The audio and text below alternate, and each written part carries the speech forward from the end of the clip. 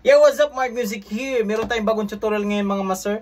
Paano ba patakbuhin yung scale natin dito sa buong fretboard? Pero bago ang lahat, magbibigay muna ako ng disclaimer. Di po ako professional na gitarista. Nagtuturo lang po ako base sa alam ko at sa sarili kong research. Nasa sa inyo na to kung susundin nyo o hindi yung mga tinuturo ko. Let's go! Para sa ating video na to mga master, is-shout out kay Sir Reuben is Dionisio. Yun. Ito yung sabi niya mga master, as of now, I'm practicing scale and pentatonic.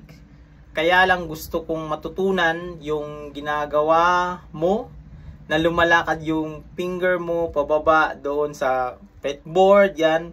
But you are playing the same scale. Isang scale lang pero lumalakad siya. Kumbaga, ang ibig sabihin niya doon is namamaximize yung buong fretboard sa isang scale. So ito na yun mga master.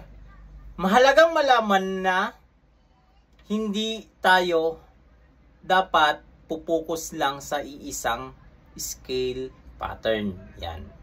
Ang tinutukoy ko mga master na pupokus lang tayo sa isang scale pattern. Example, meron tayong scale ng C. Major scale ng C. Meron tayong nakikita or pinapractice natin kagaya ng ating kamaster. Pinapractice na yung major scale ng C, ganyan. Yan ay isang pattern. Meron ding ganitong pattern. Yan. Isang pattern din. Meron ding dito lang sa baba. Yan. Pattern din yan. So, wag tayong mag-focus dyan mga master. Dalawa akong ituturo sa inyo mga master na mapapakinabangan nyo to mga master as beginners. Unang-una mga master, mahalaga rin na alamin natin yung scale pattern sa iisang string. Ibig kong sabihin nito mga master, yung scale na yan na major scale, kailangan alam din natin yan sa isang string. Ito yun mga master. Example na sa key of C tayo. So yung pattern ng key of C mga master is nang start dito tayo sa B string lang muna tayo. So nandito siya sa first fret. So yung mga nakikita natin, meron tayong root, whole, whole, half, whole, whole, whole, half. Yan, isang pattern na yan ng scale ng C. Major scale. Ito yung pangalawa mga master at ito yung pinaka-importante para mapatakbo natin yung ating scale sa ating fretboard. Ang mga daliri natin mga master, ano yung dapat mauna natin na ipo-point, ano yung huli. Kung natin ang una, ito ay index finger lang gamit natin. So, scale niya is ganito. Yan. So, ito yung pangalawang example mga master. Ngayon, gagamitin naman natin dalawang daliri na naman. Pero lagi tayong mag-i-start, pag-uusod tayo sa kanyang scale is laging index finger ang nauuna. Kumbaga siya yung pinaka ano natin, kumbaga parang kapo. Yan. So ito na yon. 2 finger na naman gamitin natin mga master. Yan. Pansin niyo yung index finger ko mga master, lagi siyang umuusod. At susunod na lang yung aking middle finger. Pero nasa skala pa rin ng C. Sunod natin, pangatlong example natin mga master, 3 notes per string. Pag sabing 3 notes per string mga master, hindi tayo yung ganito, 3 notes per string tapos ganito yung gagawin natin. Yan. Huwag tayong magsanay ng ganyan mga master. As beginners mga master ha, pero pag sa mga playing, wala nang magbabawal sa'yo. Depende sa'yo kung anong gagawin mo. Pero ito is, nag-start pa lang tayo mga master. So, parang finger exercises mo na rin to mga master. Pag sabing 3 notes per string, huwag nating sanayin yung ganun nga. Yan, or yan. Isa lang ang ginagamit natin daliri. Pag 3 notes per string, i-maximize natin yung ating mga daliri. So, yan. At pag iusod natin yung scale niya, laging index finger yung ating basihan. Yan. At yung susunod, siyempre, doon pa rin siya nakabase sa ating skala. At isusunod naman natin, iusod naman natin hanggang matapos natin yung scale. Yan. Pero meron pa yan mga master, meron pa yan dito. So sa example lang natin, hanggang dito lang muna tayo yan sa ating whole octave lang yan. So alam na natin yung fingering nun, exercise natin mga master para mapatakbo natin. Sunod mga master na tips ko sa inyo mga master, alamin mo yung scale sa ibang string. Ito yun master ang ibig mong sabihin. Halimbawa, nasa key of C tayo, so ito yung ating scale ng C.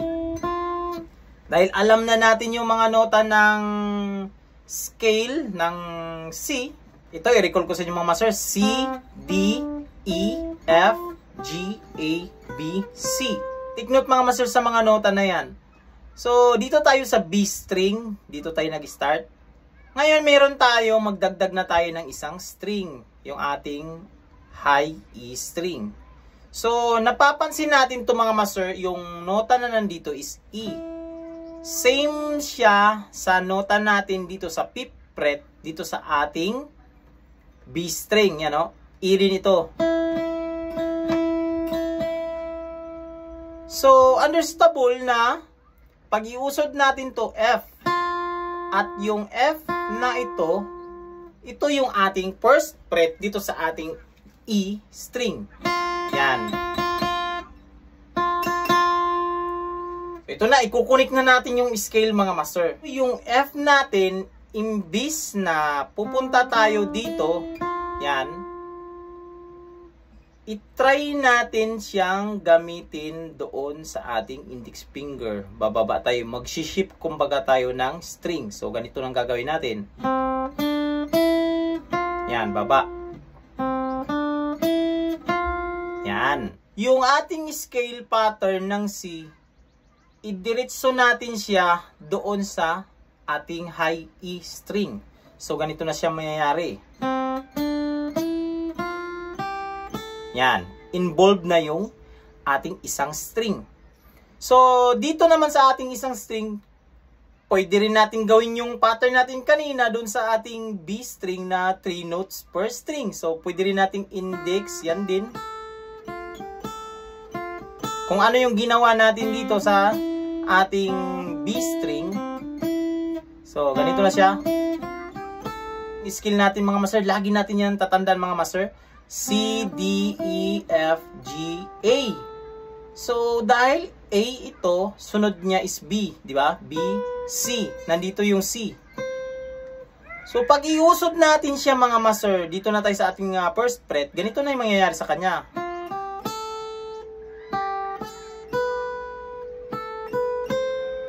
Yan. Kumbaga lagi tayong naka-base pa rin sa kanyang scale.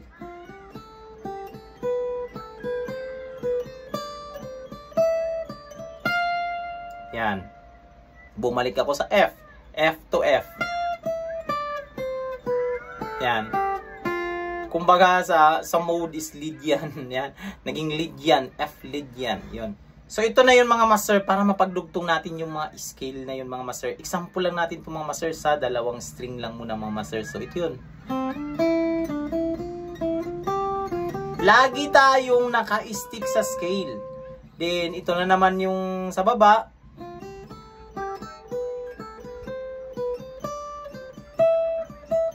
Yan. Dudugtong na natin siya. Ganito na yung mangyayari sa kanya mga master.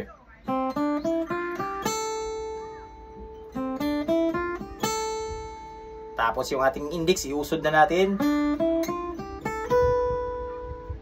Tapos usod naman natin next finger.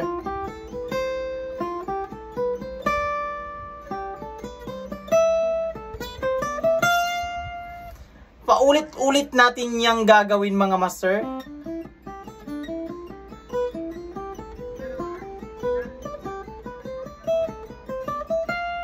Yan. Atas naman tayo mga master. Kumbaga descending. Ito na naman yung gagawin natin na pinaka-root, yung ating pinky. So, gagawin natin muna siya sa isang string. So, ito na siya. Yan. Tapos, pag iusod mo lang itong pinky mo, yan na namang basyan.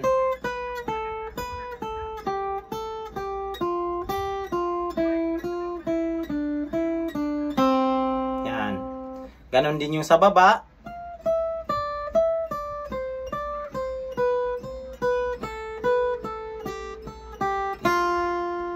Yan. Para pag madugtong mo na naman sila dalawa mga master, is ganito na sila.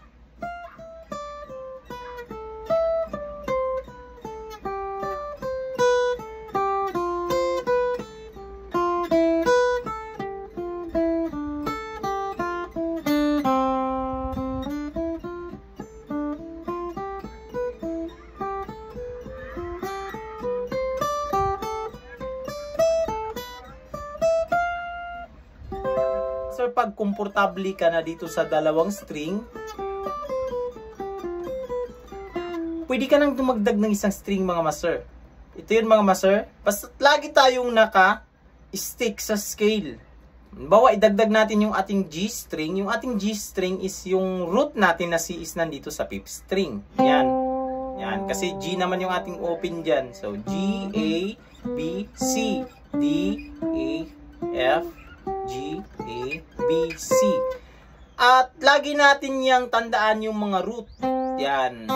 Bawat string, lagi natin tandaan yung mga root. Kung saan yung mga root niya. Yan, sa 3 string. Kaya nga laging kung sinasabi na mahalaga na unahin talaga pag-aral yung fretboard para hindi ka malito. Para kumbaga pag mag-aral ka na ng scale ito, fluid na lang, maintindihan mo na, isang ganun lang, pak, alam mo na yan kasi alam mo na yung fretboard eh. Mas advance, kumbaga, mas mapadali yung pag-aaral mo ng mga scale pag alam mo yung fretboard. So ito na yun mga master, idugtong mo na yung isang string mga master, bali 3 string na ang involved. At ito na yung resulta niyan mga master, yan. Kumbaga lagi mo na kasi siyang ginagawa, kaya komportable ka na. Kaya yung mga gitarista nakikita natin, kaya pala yung ano nila, yung mga daliri nila, tumataas, pumapababa sa buong fretboard. Pero isang scale. Kasi nag-aral po yan, nag-practice, lagi nilang ginagawa itong mga ganitong exercise. Yan. Pero itong mga master, wala pong proper talaga o exact na yan talaga yung exercise. So ito yung tinuturo ko ngayon mga master, is dito kasi ako natuto sa pamamaraan na to. Kumbaga dito ako nag-work sa akin. So ito yung tinuturo ko sa inyo mga master.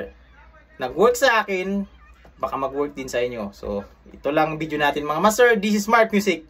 God bless you all. Peace out.